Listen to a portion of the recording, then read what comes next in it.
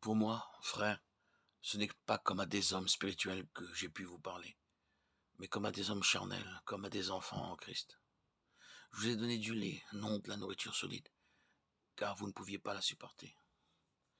Et vous ne pouvez pas même à présent, parce que vous êtes encore charnel. 1 Corinthiens 3, 1, 2. Le chrétien charnel ne grandit pas, il reste enfant en Christ.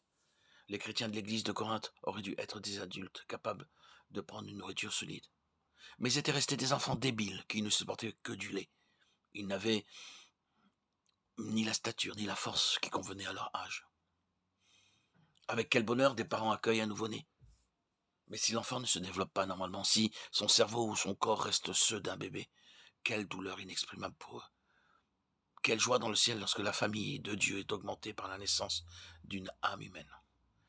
Mais comme le Père Céleste doit souffrir de ce que tant de ses enfants restent à l'état de nouveau-né. Chers amis, êtes-vous encore en enfant spirituel ou êtes-vous devenu adulte? Pour répondre à cette question, il faut savoir d'abord ce qui caractérise un bébé. Un bébé dépend entièrement d'autrui et s'attend à être le centre de son petit monde.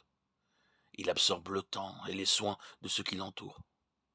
Si tout va bien, il est content, il sourit. Mais si on refuse d'accéder au moindre de ses désirs, il a tôt fait de protester. Ces caractéristiques se retrouvent chez le chrétien charnel. Dans Hébreux 5, 12, 14, Dieu nous montre que le chrétien charnel vit aux dépens de ses frères. Il devrait être capable d'enseigner, mais il a encore besoin qu'on lui enseigne les premiers rudiments des oracles de Dieu. Il ne peut pas prendre de nourriture solide. Il lui faut du lait.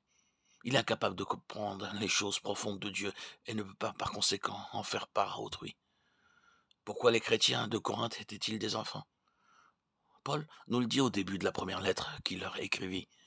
Ils se laissaient conduire par des hommes estimant la sagesse humaine supérieure à celle de Dieu. Ils préféraient la paille au froment, essayant de se rassasier avec ce qui ne nourrit pas. La plupart des chrétiens ne cherchent pas leur nourriture dans la parole de Dieu, n'attendent pas du Saint-Esprit le pain d'effort. Ils s'adressent à des hommes et absorbent sans contrôle tout ce qu'on leur donne. De tels chrétiens sont des parasites, ils deviennent anémiques et débiles. Dans cet état de faiblesse, toutes les maladies de l'âme ont prise sur eux.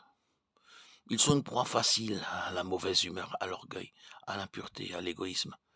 Ils transmettent à d'autres leurs maladies spirituelles, et c'est ainsi qu'on peut expliquer l'état lamentable des chrétiens de Corinthe.